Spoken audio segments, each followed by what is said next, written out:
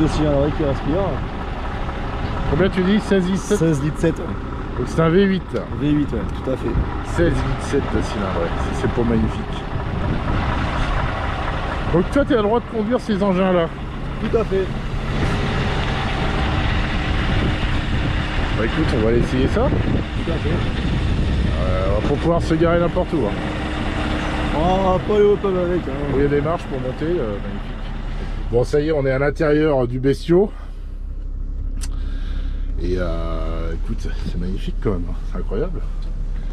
Donc c'est quoi là? Tu as un GPS là-dessus? Il y a le GPS, tout à fait. La navigation intégrée. Beaucoup de choses, d'être à la conduite. Volant réglable. Oh oui, 3 points. Ah, c'est beau ça. Siège aussi, suspendu.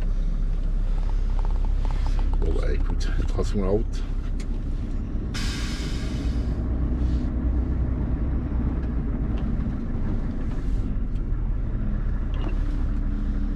Donc ça, c'est quoi comme modèle, le Scania? C'est le modèle R580. D'accord, c'est plutôt un truc haut de gamme j'imagine. Tout à fait, bah, le V8 est plus ou moins l'égérie chez Scania, c'est le haut de gamme chez Scania le V8. Et en 580 on est en milieu de gamme sur ces modèles-ci. D'accord. Parce que sur ceux-là, c'est l'ancienne génération, ils montaient à 730. Ah oui. Et 520, 580 et 730 chevaux. Oui. Toujours le même moteur. Après c'est une histoire de reprogrammation, d'injection et de turbo. C'est comme sur les TDI. Sur un bon TDI. Et donc tu me disais tout à l'heure, ça vaut quand même un petit peu d'argent. Oui, ça vaut un bon billet. On peut dire le prix, 128 000 tu m'as dit? C'est ça. D'origine, ce Scania commandé, ouais, ça vaut 128 000 € hors taxe. Hors taxe. Tout à fait. Ce qui est bon, c'est une somme, mais vu le bestiau finalement par rapport à une voiture, c'est pas non plus. Tout à fait. Là, c'est vraiment un profil. Ah, c'est magnifique. Il y a même, pour un conducteur gros routier. Il y a même des prises de courant. Il y a un transformateur et un micro au milieu. Tu as un micro au milieu, Nicolas? Ah, mais oui, magnifique. Alors que c'est une vraie maison, il faut comprendre que les mecs. Et le frigo ici. Ah ouais, regarde-moi ça. Et donc le lit derrière. Et un deuxième. Et un deuxième lit, tu peux inviter. Non, c'est rare que les conducteurs soient en double équipage, mais ça permet surtout aux gars de faire du rangement supplémentaire. Oui, parce que t'as des mecs aussi qui partent à deux, qui conduisent à deux, non? Ouais, chez nous, non, c'est rare. C'est rare, ça arrive quand on a une grosse activité de le faire, mais... Parce que tu peux conduire combien de temps d'affilée en fait? La réglementation sociale européenne, c'est 9 heures par jour. D'accord. On a le droit à 2 fois 10 heures dans la semaine. Ok. C'est une dérogation, Ouais, on a le droit à une heure supplémentaire. Peut-être aussi parce qu'il y a des endroits où c'est compliqué de s'arrêter, j'imagine. Enfin, ouais, ça c'est pareil, il faut quand même qu'ils prévoient à l'avance le mec là. Tout à fait, c'est une organisation pour les conducteurs. Ouais. Et du coup, donc c'est inscrit sur un disque, hein, c'est ça? C'est toujours le système? Non, le disque, ça fait 10 ans que c'est fini. Ah, c'est fini, ouais, moi je suis c'est une là-bas, carte. j'y connais rien. C'est une carte. Tu vois ce qu'on appelle le chronotachygraphe. D'accord. Et tu as 2 entrées de carte. Ok. Et du coup, ma carte est rentrée dedans et elle enregistre tout. Temps de conduite, temps de repos, vitesse. D'accord. Et donc en cas de contrôle, les filles qui prennent la carte, elles regardent et... L'Adréal, ton avis? L'Adréal. Bonjour à Luc. Les amis de chez à Luc. Bonjour à Luc, petite dédicace à Luc. Et quand Luc nous arrête, il prend la carte, il la passe dans son PC et il nous dit ça fait tant. D'accord. Les infractions, c'est infraction de classe 4, classe 5. D'accord. Ah oui, oui, donc c'est quand même un peu... Il y a plusieurs classes, ouais, et ça coûte cher aussi. Ouais. Ça coûte cher, ça enlève des points aussi, non? Non, tout ce qui est réglementation sociale européenne, tout ce qui est régit temps de conduite, temps de repos des conducteurs routiers, non. Ça enlève pas de points. Pas de points. Classe 4, c'est des amendes à 135 € et classe 5, c'est des amendes de pédale. D'accord. Des montants différents, c'est plus. Ça, c'est une réglementation depuis 3-4 ans. C'est obligatoire sur les véhicules poids lourds, c'est le système à fil. Ah oui, d'accord, c'est comme sur une bagnole. Tout à fait. Alerte de franchissement. Et est-ce que tu as aussi le système qui te corrige dans le volant? Non, pas sur celui-ci. Les nouveaux Mercedes, oui. Les Mercedes modèle MP5 sont équipés. Et moi j'avais vu, c'était sur des Volvo, mais je pense que les autres le font aussi, tu as le système de freinage d'urgence. Sur les actifs d'ailleurs. Oui, c'est obligatoire aussi. Ouais, ça c'est pas mal quand même, parce que c'est vrai que... C'était la même année, même rentré en vigueur, l'avertisseur de franchissement de ligne blanche et l'anticollision. D'accord. Qui est désactivable. Là j'ai enlevé un fil, je l'ai enlevé. Alors ce qui est marrant, c'est que tu vois, ça fait pas plus de bruit qu'une voiture en final. Ah non. Hyper, on s'attend à un truc énorme qui fait vachement de bruit. Et au final, c'est quand même vachement confortable. Oui. Ça fait pas de bruit. C'est vraiment reposant en fait. Ah oui. Les conducteurs conduisent jusqu'à entre 9 et 10 heures par jour. Ah ouais, non, mais... Pour un total maximal de 56 heures par semaine. Ouais, c'est bon. Vivre. Et en fait, tu sais que j'avais lu un truc là-dessus justement sur les chauffeurs routiers. Pourquoi une des principales causes de fatigue et de déconcentration, en fait, c'était le bruit, en fait. D'accord. Parce qu'ils avaient fait des tests avec des mecs qui leur avaient mis des bouchons d'oreilles, etc. Toi. Et en fait, les mecs étaient vachement plus frais. Donc c'est vrai que c'est hyper important quand même quand tu passes ta vie dans le camion. Ouais, la pollution sonore. Ouais. Et toi, donc du coup, t'es pas sur la route, toi, normalement? Tout à fait, non, je suis le bras du patron, l'adjoint de direction. Putain, le chef, toi, le sous-chef. Le mini-chef. Le mini-chef. Mini-boss, comme il y a inscrit sur ma tasse au bureau. Et oui, ça m'arrive, voilà, je suis l'adjoint du patron, je suis mais t'as quand même ton... J'ai mes permis, voilà, je touche un peu à tout, je bricole un peu, et je conduis aussi un peu. Donc ça monte à combien? Parce que tu as une limite de vitesse, c'est ça? Les poids lourds sont limités, la réglementation c'est 85 plus ou moins 5. D'accord. Du coup ils sont tous bridés à 90 au maximum. Alors des fois, tu as l'impression, alors c'est souvent peut-être des étrangers, mais des fois t'en doubles, tu as l'impression qu'ils sont à 110. Sur du plat ou en côte, normalement ils iront pas au-dessus. 90. Certains, comme les Espagnols, roulent un peu plus fort, ils vont être à 93, 94. D'accord, parce qu'ils sont bridés, ils ont débridé un peu le truc, non? Ouais, ils ont forcé un peu la chose sur le contrôle. C'est une chose qui est vérifiée tous les 2 ans par rapport à la circonférence des pneus. D'accord. Les véhicules sont passés au banc. Par rapport à la circonférence du pneu, ils sont bloqués à 90. D'accord. Et tous les ans, on passe au limiteur de vitesse aussi. Et le limiteur est c'est juste une impulsion qui est donnée par le constructeur à la valise. D'accord. Ça, c'est tous les ans. Et ça arrive qu'ils roulent plus vite sans descente. Ah oui, bien sûr. Mais ça reste totalement interdit. Ouais. Parce que des fois, t'en vois quand même qui bombardent un peu. Oui. Mais bon, faut pas aussi faire comme. C'est risqué.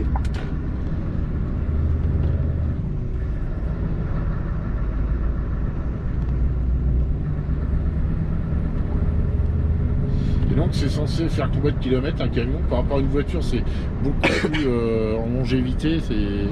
Dans une bagnole, on peut dire qu'il y a 200, 250 000. Voilà, sur un diesel, on a donné plus ou moins. Ouais. Sur les moteurs. Là, sur un véhicule comme celui-ci, sur un V8, la durée de vie, on va dire au moins 1,5 million. Ah ouais, putain. 1 500 000 km, et puisque le V8 chez Scania est l'égérie, le haut de gamme et la fiabilité, bien souvent les amateurs de ce véhicule qui souhaitent les garder au fond de moteur. D'accord. 1,5 million, ils redéposent tout, c'est un entretien qui coûte très cher. Ah oui, d'accord. Ils refont tout le moteur. Ils préfèrent refaire le moteur. Tout à fait. Et du coup, il faut comprendre, c'est des gros V8 qui tournent à... C'est quoi, ça tourne à... La zone verte, on est entre 1000 et 1500 tours. Ah ouais, donc forcément. Et au grand max, on est à 2003. Oui, donc c'est un truc qui roule à des régimes très bas. Tout à ça, fait. Du coup, c'est hyper... Le V8 en particulier, comparé à un 6 cylindres, parce que tout le marché du poids lourd en France, en Europe, est en 6 cylindres. Ah oui, c'est principalement des 6 cylindres. Ah oui, avec les normes de pollution Euro 6. Encore en Euro 5, MAN faisait encore du V8. Aujourd'hui, en Euro 6, seulement Scania fait du V8. D'accord. Et parce qu'effectivement, c'est comme les bagnoles, tu as des normes Euro 5, Euro 6, etc. Et nous, en poids lourd, on est toujours une norme avant. Aujourd'hui, les voitures, toi tu connais plus, Nico, mais aujourd'hui, en voiture, on doit être aux normes Euro 5, je crois. Ah non, on est en Euro 6D maintenant. D'accord. Ouais. Et nous, l'Euro 6, ça fait déjà... ça vaut 6 ans. Ouais, donc c'est peut-être un peu en avance, effectivement. Du coup, il n'y a plus que Scania qui sort du V8. Et est-ce que tu as des... Moi, j'y connais rien en poids lourd, mais est-ce que tu as des systèmes de motorisation hybride aussi Ah oui, ils sortent hydrogène, gaz naturel, biodiesel, électrique. Et ça arrive à être au point. mais c'est au point pour de l'activité, on va dire, de distribution et du local. Parce que j'imagine que c'est le même principe, il faut que tu recharges ta batterie. Tout à fait. Sauf que si tu fais 1000 bornes dans la journée, ta batterie... Pour l'instant, ils sont pas au point pour faire autant d'autonomie. Ouais. Et nous, notre société qui compte une quinzaine de véhicules, on fait que du transport national longue distance et l'international. Oui, donc ça a très peu d'intérêt. Pour l'instant, on n'a aucun autre choix que le diesel pour nous, notre activité.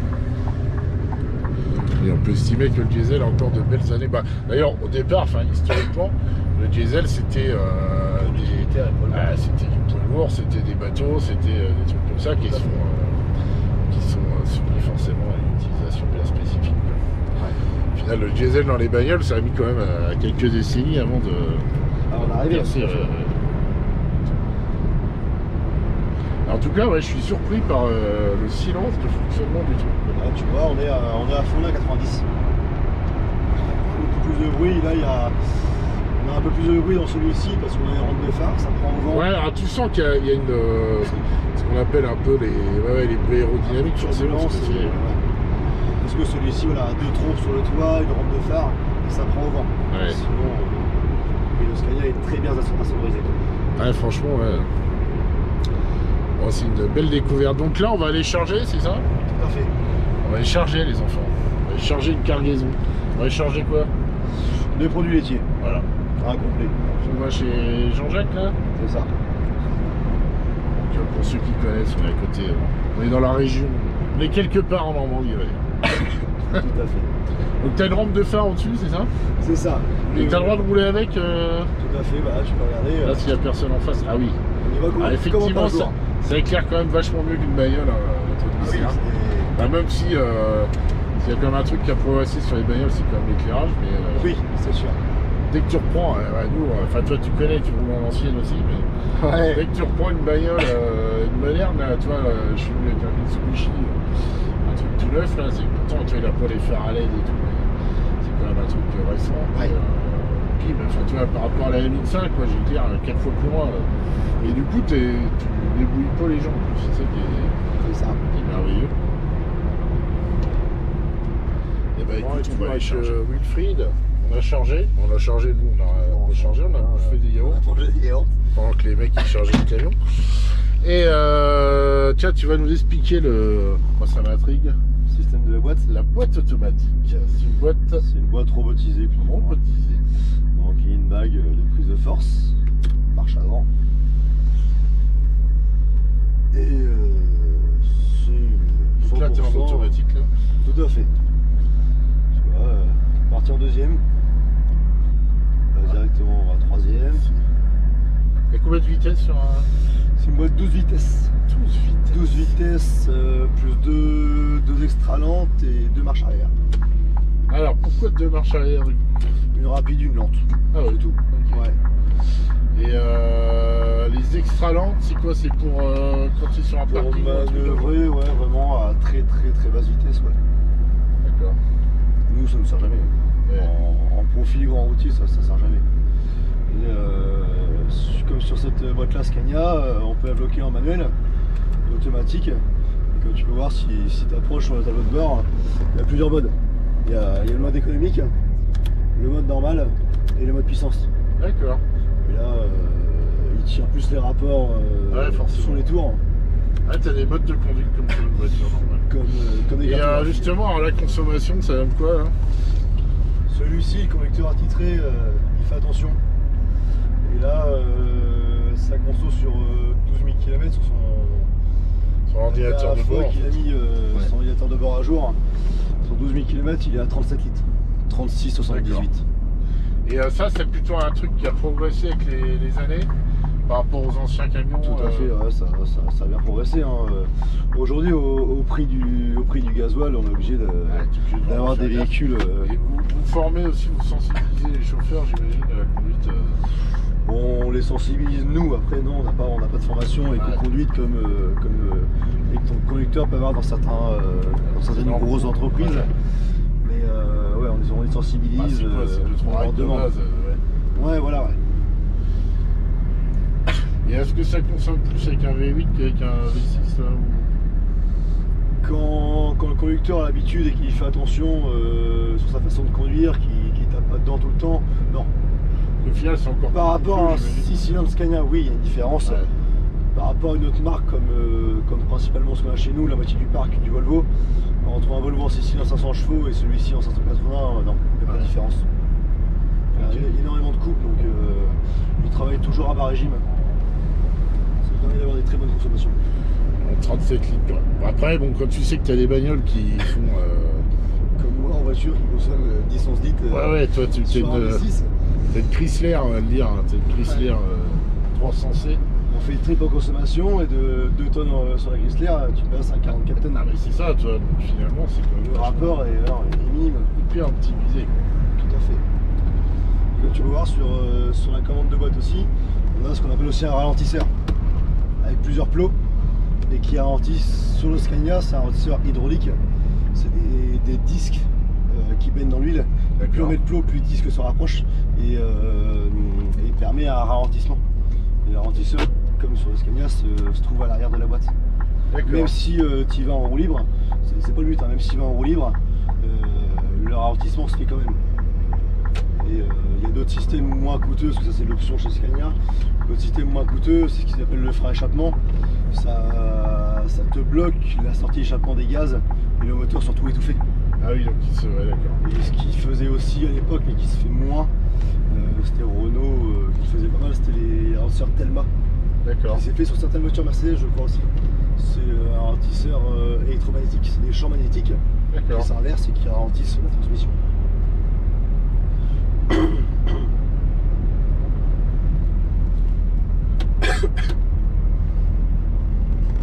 Et sur le Scania, tu touches très rarement au frein. Si tu anticipes bien tes trajectoires, tes vitesses, tu touches presque jamais au frein. Ouais, le but, ouais, c'est quasiment jamais freiner. Non. Les freins sur un conducteur qui anticipe bien, sur un Scania, les freins il va les faire à 700 000 km. Ah ouais. Alors qu'aujourd'hui sur les voitures modernes, avec une boîte auto, t'es à 20 000. Ouais. Oui, c'est vite fait. C'est vite fait. En même temps, quand tu vois la taille des freins, tu te dis ouais. Ah oui, en poids lourd avec la tête des freins. Vas-y, ouais, c'est fou là, le 12 phares. Voilà, moi je veux ça sur ma bagnole. Alors que d'origine, il y a que ça. Ça, mais le confort visuel, c'est que tu vois comment plein de jours. Ça permet d'anticiper beaucoup plus. Ouais, c'est clair. Et comme là sur la nationale, anticiper des fois les animaux. C'est la sécurité. Ouais, puis on peut aussi arriver de loin. Ah, c'est avec le Scania. C'est vrai que ça se fait dans un silence absolu. On entend un peu les bruits aérodynamiques. Ouais. Parce que forcément, on déplace quand même une grosse brique. Et c'est très léger en fait. Et à la limite, on les entend parce que c'est pas que ça fait du bruit, c'est parce que le moteur fait absolument aucun bruit. Ah oui, mécaniquement, c'est très silencieux.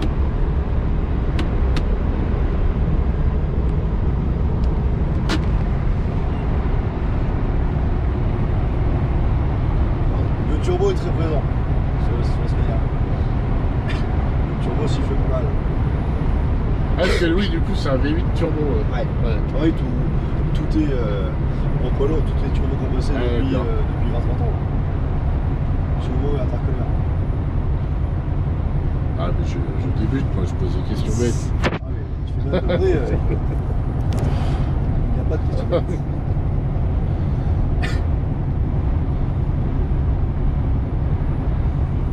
Est-ce que t'en as quand même qui tiennent mieux la route que d'autres? Enfin, c'est un peu compliqué de toute façon, j'imagine, d'évaluer avec la remorque, mais par rapport à la tenue de cap et tout, t'en as qui sont plus. Ouais, ça varie par rapport aux marques. Et certaines marques tirent plus. Comme les Volvo sont réglés d'origine en redirection pour tirer légèrement plus à droite. D'accord. Pour au moment où le conducteur, si le conducteur s'endort, pour éviter les chocs frontaux, s'il s'endort, le véhicule va naturellement tirer à droite. Ah ouais, c'est les réglages du. D'ailleurs, tu as tu sais, dans les bagnoles maintenant, tu as un truc qui t'indique en si tu es fatigué, l'alerte de fatigue, ouais. L'alerte à la fatigue. Ça existe en option. Ouais. Ça, sur un poids lourd, tu vois, c'est quand même un truc qui peut être. Ouais. Et bon, du coup, avec les systèmes à fil fonction ligne blanche. Ouais, j'y pense à travailler. J'ai vu tout à l'heure qu'il faisait un peu de bruit quand même. Oui, bon, on peut mettre en route si tu veux. Si démonstration.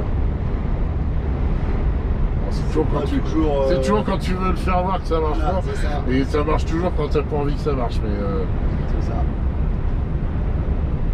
Ah, là, c'est une un peu discontinue, donc il n'y a pas vouloir.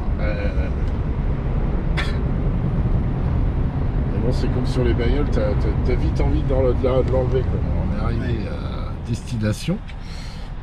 Et Wilfried me disait qu'une vidange sur un camion, c'est 90 000 km. Entre 90 100 000 et Mercedes maintenant. La particularité sur le Mercedes, c'est que c'est le véhicule par rapport à ton utilisation, ton type de conduite, tes accélérations. Maintenant, c'est lui qui jauge l'usure de l'huile. D'accord. Et je crois, je ne vais pas dire de bêtises, mais ils arrivent à monter jusqu'à 150 000 km. C'est incroyable. Et on peut mettre jusqu'à 44 litres d'huile dans le carter. Ouais, ça fait quelques bidons à acheter. Ça, c'est pas mal.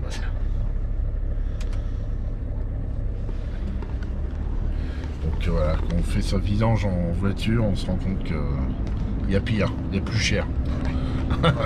Mais bon, ça revient moins souvent. Oui. Ouais, une vidange complète sur un poids lourd, pas même que non plus.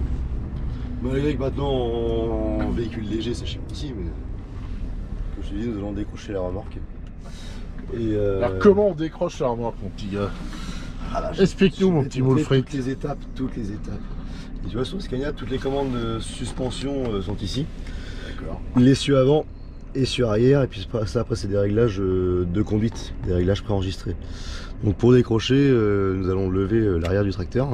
Et tu vois, tu as l'autre bord, oui, tu as les montées en millimètres. Donc là j'ai monté de... Ah oui, d'accord, c'est au millimètre de 10 cm, 100 mm. Puis nous allons descendre et je vais te montrer comment décrocher. Opération délicate, enlever la remorque. Délicate, oui. Pour un gars comme toi, c'est facile. C'est je fais des béquilles qui vont supporter la remorque décrochée. Ah oui, ça. Avec deux vitesses aussi.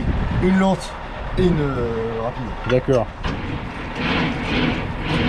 Ah, ça se fait à la manivelle. Oui. Ça s'est fait en vérin hydraulique, mais ça fait trop de poids. D'accord. Ouais, il faut trouver les vérins et puis c'est coûteux. Qui vont supporter ça, ils doivent pas supporter ça très longtemps. Ouais. Et tu vois, vitesse rapide. Et après en lente, ça monte beaucoup plus. T'as plus de couple. Et tu as le frein de parc. D'accord. Tu as le verrou, la sellette, la plaquage. Et tu vois, tu as un verrou qui permet de verrouiller sur la cheville. Et tu vois, c'est le claque avec ça. Regarde de l'autre côté, Nicolas. Tu as celui qui est décroché. Ah oui, d'accord. Et une semi attelée à tracteur de claque avec cette cheville. Ça s'appelle une cheville ouvrière. Ah, c'est marrant. Et tu as un verrou, quoi, la sellette. C'est un fer à cheval. Et tu as un verrou, quand tu l'accroches, tu as un verrou qui vient la verrouiller. D'accord. Qui vient la fermer juste derrière. Ok. Et là, je vais te montrer comment l'ouvrir. Donc celle-ci, tu as une manette qui se prend au pouce. Tu la descends. Et là, tu tires dessus et tu as un verrouillage sur le côté. D'accord. Et là, il n'y a plus qu'à lancer le tracteur. Et les accoupler tout ce qui est électronique et main d'air pour les freins.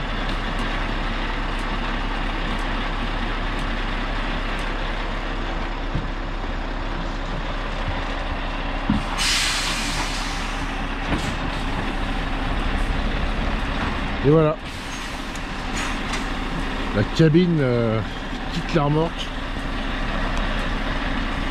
Voilà,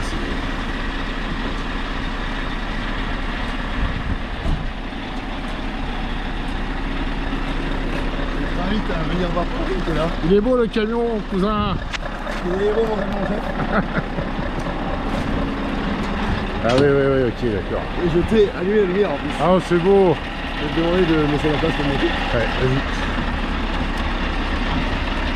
C'est ce qu'on appelle une main de frein. D'accord. La jaune permet de donner les impulsions de freinage. D'accord. vais l'éteindre, le temps qu'on fasse la vidéo. Et du coup, tu as un système de frein évidemment sur la remorque qui me fait son ton. Tout à fait. Donc il a la rouge qui alimente en air la remorque en continu. Avec les pressions d'au moins 8 bars. D'accord. Et oui, les Smiths sont gérés aussi par air avec ABS, EBS. Ok.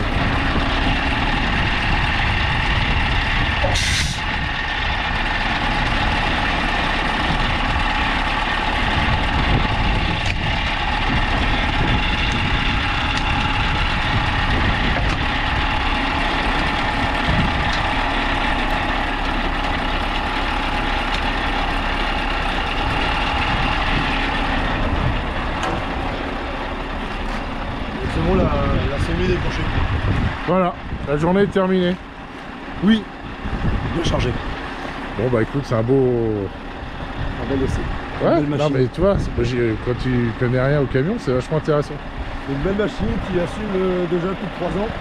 Ouais, c'est-à-dire que le truc a déjà 3 ans. Ouais. 560 000 km. Il a 560 000 bornes en 3 ans. Tu as pu monter dedans et le voir, il est comme neuf. Ah, il est comme neuf, ouais. Alors après, je pense qu'on a là un chauffeur qui fait gaffe à son camion. Ouais. On est une entreprise qui aime le beau matériel et, Ouais. Non mais et voilà, qui fait vous avez du particulièrement beau attention. matos, ils y font gaffe, quoi. C'est le deal, quoi. Et là, oui, c'est le fleuron de la société, c'est le plus propre et le plus beau. Ok. C'est ça. Et bah écoute, merci. Magnifique. Un beau Scania. Ah, c'est quand même beau. Un camion dans la nuit. C'est quasiment poétique. Magnifique.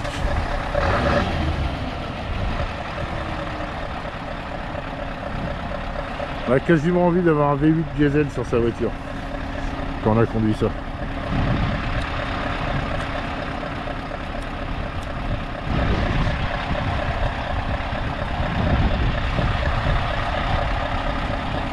Allez, bonne nuit.